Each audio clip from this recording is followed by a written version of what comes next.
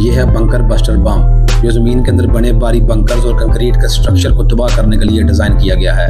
और इन सब में सबसे ताकतवर है अमेरिका का GBU-57। इसका वजन है 13.6 टन और ये इतना भारी है कि इसे सिर्फ B2 बम्पर ही कैरी कर सकता है, वो भी एक बार में सिर्फ 2। और इसकी अगर साइज़ की बात करें तो ये एक इंसान के मुकाबले में राक्षस की तरह दिखता है, लेकिन इसमें कोई इंजन और थ्रस्टर नहीं होता।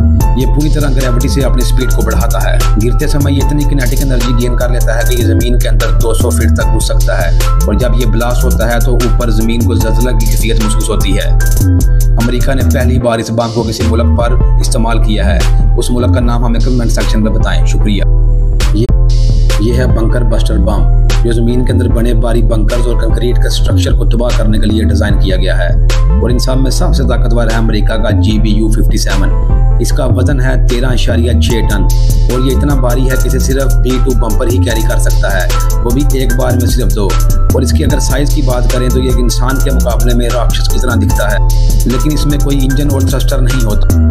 ये पूरी तरह ग्रेविटी से अपनी स्पीड को बढ़ाता है। गिरते समय ये इतनी किनेटिक एनर्जी गेन कर लेता है कि ये ज़मीन के अंदर 200 फीट तक घुस सकता है। और जब ये ब्लास्ट होता है तो ऊपर ज़मीन को ज़लज़ला की कैफियत महसूस होती है। अमेरिका ने पहली बार इस बम को किसी मुल्क पर इस्तेमाल किया है, उस मुल्क का नाम हमें कमेंट सेक्शन में बताएं। शुक्रिया।